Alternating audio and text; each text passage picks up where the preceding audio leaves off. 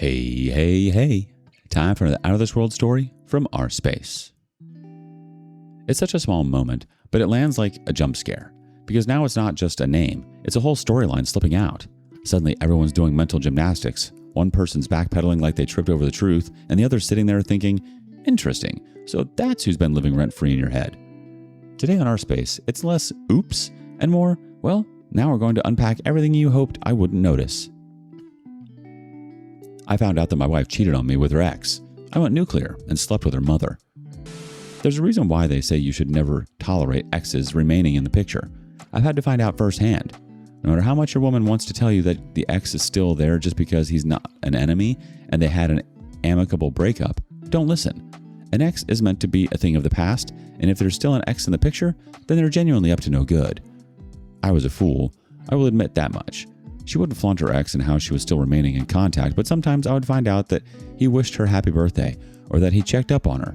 This was not something that was happening on a monthly basis. It was happening more like every 3 or 4 months, and according to her, their conversations were always brief. I got so concerned about things at a point that I decided to see for myself. I took her phone and I looked through her messages when she wasn't there, and admittedly, I found that they didn't talk about much. He was still in the picture, but barely. I was tired of having arguments about her ex, so I just decided to roll with it. That's where I was a fool. I should have done that. I should have put a stop to it from the start. But I've had exes that I broke up with amicably. I don't talk with them anymore, but I tried to give Jada the benefit of the doubt. Again, I was a fool, I know. We've been married for 8 years now, so you can't blame me for thinking that was more than enough time for her to be more than over her ex. We had a kid together. We should be a proper family. There shouldn't be time for this kind of stupid shenanigans that this woman was up to. At least that's what I think. She clearly had a very different opinion than me. I have no objections to checking a woman's phone. Inherently, I don't think you should trust them. If they get to a point where you can start to trust them, then great. But if you're starting off in a romantic relationship, you should start with scrutiny and skepticism. That was the way I went with Jada, and it paid off for the most part. It was all the trust that I had developed that made me let my guard down, and I don't need to say it yet again that I know I was a fool for that. She was talking to me one day, and she accidentally called me Travis. That's her ex's name. She caught herself, and she knew I caught her too.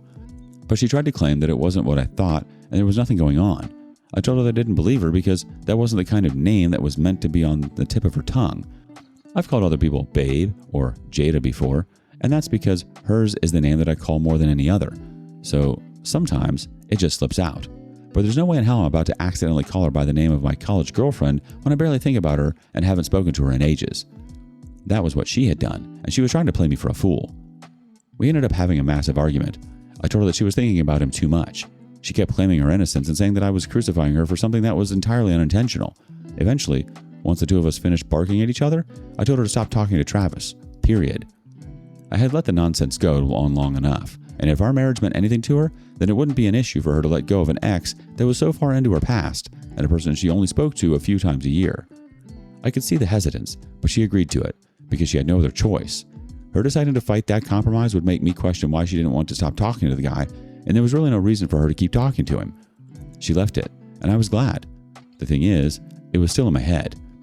I knew that something wasn't right with their relationship, and it wasn't going to be possible to completely take my mind off it. I know that way women work, and I'm not going to hear my wife call me by the name of her ex and just let it slide. She had already shown me that she wasn't going to tell me the truth, whatever that was going to be. So I had no choice but to figure things out by myself. I was going to check her phone. Again, I'm not dumb, neither is she, so I knew that after the argument we had, if she had any brains, she would have purged any messages she had with the guy that were less than savory. That was what I saw when I eventually got to her messages. It looked like they hadn't spoken in the last 6 months, and the messages that were there were entirely platonic. I wasn't convinced, though. She was smart enough to get rid of her texts with him, but she had completely neglected her call logs, and that's where I got her. She had spoken to Travis 3 times in the last 2 weeks, and I instantly knew that something was up, because this is a woman who would swear that she hadn't spoken to him in ages. The calls weren't from him to her, they were from her to him. She was the one reaching out to him. It was before our argument, too, which made it even more sense as to why his name was slipping from her tongue. I took a picture of that with the dates and timestamps, and I left it at that. I decided that I was going to make her dig a bigger hole for herself, so I went to her ready to start a fight with my phone recording. I asked Jada the last time she had spoken to Travis, and she looked at me annoyed. "This again? Are you for real?" I told her that I was, and I wasn't settled over the time that she had called me by his name. She repeated, that this time recorded, that she hadn't spoken to the guy in several months, which is what her text messages would agree with. But I knew better than that. I wasn't going to play all my cards at that point. I continued to fight for a little bit, claiming that I didn't believe her, and she offered to show me her phone, so I let that happen. After that point, I had to play dumb, and I let her prance around on her moral superiority.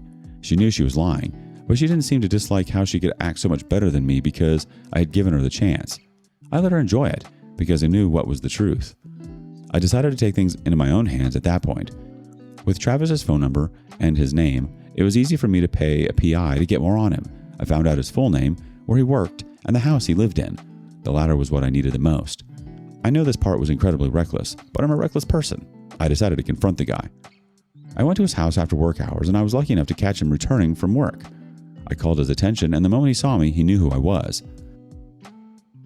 I wasn't surprised by that. He was basically Jada's side piece, it seemed. He knew she was married, and I knew he would know me. He looked like he wanted to bolt, but I told him to stay still, because I had to speak to him. He actually did. I told him I wasn't going to be physical with him if he played along with me. He's about my age, but he's a smaller guy, and he has the nerd phenotype, or something close to it. He wasn't going to want things to get physical if he could avoid it, because I hit the gym, so it wasn't going to end well. I told him that I knew about him and Jada, and it was going to be best for him if he didn't deny it. I was recording this whole encounter, and I asked him to verify that they had been in regular contact, and he nodded. I asked him whether they had been sleeping together, and even though he took a pause, he nodded. I asked how many times they had slept together. He said he didn't know. I told him he better get an answer for me. So he thought it for a bit, and then he said at least 7. I just shook my head at that. I asked when it started, and he told me that it started that year. We were in July at that point. I asked him why he couldn't have just stayed out of things. He shook his head quickly and asked, "Did she say that I started this? I swear I didn't. She called me." I knew that he was right about that, but it was nice to see him throw her under the bus. I asked why he couldn't have said no. He took a long time to answer that and eventually said that he missed her, and that was it. He knew that he shouldn't have had anything to do with her because she was married, but he messed up in that regard, and he was sorry. I told him that he didn't need to be sorry. I was going to make sure that he could have Jada all for himself if he wanted, because things were going to end between us. He looked shocked to hear that, but then he seemed like the kind that would take back a cheating woman. I told him that I needed a single thing for him, and that was that he needed to keep his mouth shut. I told him that if he told her that I knew, I wouldn't only come back to hurt him, but I would hurt her too. I was acting like a thug, so I do think he was convinced that I was capable of that.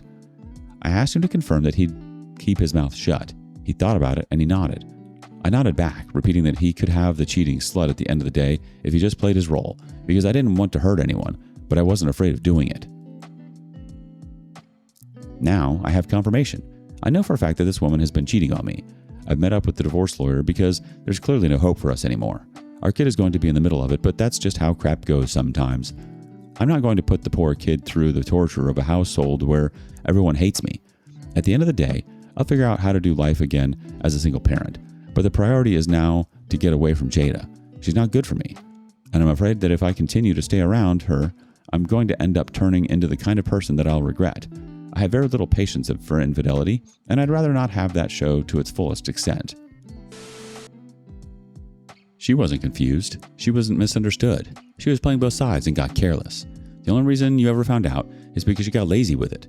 If she had half a brain about covering her tracks, she'd probably still be getting gaslit into thinking you were overreacting.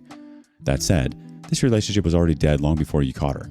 You don't go full investigation mode, checking phones, setting traps, hiring a PI, confronting the guy, unless trust is completely gone. Update. I'm back, and with what I consider to be a pretty sizable update. Before I even say anything about what has happened, I need you all to understand that I don't necessarily consider myself to be a good person. I'll never try to harm another person unless they harm me in some way first, and that's precisely why I chose to go as far as I did. Jada crossed the line first, and there's no reason she can choose how I get to react after that. Jada's dad died before we met, so it has always been her mother. Her mother had her when she was pretty young, so she herself is young, at least for a grandmother. I've always thought she looks good because she's an older version of the woman that I married. Of course, I'm sensible and royal enough to keep my hands to myself, so I've never crossed a line. I can't say the same of her mom. There have been a lot of times when I felt like her mom was trying to make passes at me. The thing is, those passes rested along the same lines as a younger mother being a bit too playful. There was plausible deniability there, and that was the problem. I mentioned it to Jada on a few occasions in the first year or so after we started dating, but she didn't seem to see much of a problem there. She only occasionally agreed that her mom went too far. When we got married, that died for the most part, though. I'd noticed that she would try to be seductive from afar if we were alone together. If I was coming to their place to pick something up, she'd always be in something less than appropriate, but not too seductive. And she'd just happen to bend over and get into positions that I assumed were meant to turn me on or make me make a move. I never took the bait because I'm not a dog. This time around, I decided to take the bait. Jada had no idea that I knew about her and Travis. It seemed like he had been a good boy, and he truly hadn't told her anything about us meeting, which I was pleasantly surprised to see. That meant that I was going to be able to hit Jada hard, and I chose her mom as the way to do it. I made it an excuse to go and see her mom to pick something up, and this time around, I knew that I was going to let things happen. When I got there, it was the same as usual. Her mom opened the door in an oversized t-shirt, and I assumed that there wasn't anything under it. I wasn't going to be able to find out until I made a move. She had stopped being as flirtatious as she used to be, so I knew I was going to have to be the one to make a move. I told her that she looked extra good, and she liked hearing that from me. It wasn't something that I usually said, so she came up to me to give me a hug for complimenting her. She held on to me for a very long time, and I didn't try to pull away. I let my hands drift downwards when I noticed no resistance. I grabbed her butt for a few seconds. She still didn't do anything, so I disengaged and quickly apologized, but she said that I didn't have to, and that's when I knew it was going to be easy. I asked her if she had drinks, and she said she only had beers, so we drank a few on the couch, her cuddling closer and closer to me, and once I knew we were firmly in inappropriate territory, I made a move. I slipped my hand down her tea, and I kissed her. She didn't stop me. She let it happen. She didn't seem hesitant at any point. It was very easy to have things reach the end point from there. We went full into making out, and then I effed her right there on the couch that we had been cuddling on. She loved it, and for me, that made it even better. I told her that I had to go, and she asked why I couldn't stick around. I told her I had to get back to Jada. She just nodded. There was no regret, which was crazy to me. She said I could come around any time, which was even wilder to me. As much as I would have liked to keep things going with her, I knew that any chances of that were going to evaporate after my confrontation. I made sure to do it right away, since the divorce lawyer was ready to go. I walked into the house. Jada asked me what had taken me so long, and I told her straight up that I had effed her mom, and that's why it took me a while. She said it wasn't a funny joke. I told her I wasn't joking. I told her that I knew about Travis, and me effing her mom was me getting back at her. I told her that it was better than effing her, too. She was just staring at me. She wasn't sure if I was telling some kind of dark joke. If you're joking, it's not funny. I told her that I wasn't joking, and I pointed out that she didn't want to address that I knew about her and Travis. Slowly, it sunk in. She knew I knew about her cheating on me, and then she realized that if I knew, I probably wasn't lying about her mom. She started to hyperventilate, and she couldn't take her eyes off me. She asked me to tell the truth, and I told her that it was true, because she could call her mom and ask. She was over at her phone like she considered it, but she didn't make for it. Why would you do that to me? I asked her the exact same question. She had slept with her ex multiple times. I had slept with her mom once. I asked her why she thought mine was worse. She couldn't say anything to that. I told her that if her mom didn't mind, I'd keep things going on, especially since I was benevolent enough to give her and Travis my blessing. She just started to weep at that point. I laughed. I didn't know where it came from, but it was a really main laugh. It felt good, though. I never thought that I would look at a woman that I considered the love of my life and be so happy to see her in pain. But life comes at you very fast. I was so joyous. What about our child? What about me? I told her that our child would be fine, but he was an unfortunate casualty of her actions. She tried to say my actions had contributed, but I pointed out that I never would have slept with her mom, she winced, if she hadn't cheated on me. She claimed that I had destroyed her happiness, and I could only shrug. I told her that there was so much happiness to be had in the world, but it wasn't going to be with me. She was truly distraught, and after a while, I chose not to be around it. I left the house. I told her that I was going to crash with her mom, but that was just meant to make her angrier. I was going to sleep in a hotel. I'm sure she had a call with her mom, and they both had a fight. Her mom sent me a calmly worded message the next morning telling me that she didn't appreciate being used in that manner. I told her that I wasn't using her. I just had an excuse to finally make things happen. She didn't reply to that, and I know it is because she's open to having things happen again, even with the full picture. I'm not surprised. I ended up seeing her again, and even though she was angry, it didn't stop things from happening. Me continuing to be in her mom's life will be my continuous revenge. Their relationship won't survive it. Jada has been served. She's still in the house with her son, and I came around to see him. Obviously, Jada tries to stop me, but she knows I'm not the kind of person she can mess around with. We'll eventually get divorced, and hopefully custody will be split down the middle. That's the likely scenario. She's been miserable, and that has shown in her social media posts. She tries the depression posts, but no one cares. She tries to act like she's having fun in clubs, but again, no one cares. She's putting on an act to shield her pain, and it pleases me to know how much I've gotten at her. This is damage she won't be able to recover from. If Travis wants her, he can have her. But I'm never going to stoop to the level of staying with a cheating witch. Calling you by her ex's name wasn't a slip. That's what happens when someone's juggling two realities and starts getting sloppy. You don't secretly call someone you supposedly moved on from multiple times and then lie about it unless you've already decided your partner's trust is expendable. So yeah, she got hit with consequences she didn't see coming. And suddenly the same person who had no issues lying straight to your face is shattered and confused. Funny how honesty only mattered once she lost control of the situation. At the end of the day, she gambled her entire life, marriage, stability, family, for something temporary and secret. And she lost. That's on her. What's the best revenge you ever got with an ex? Share your stories with us in the comments below.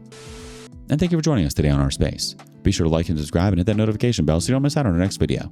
See you soon.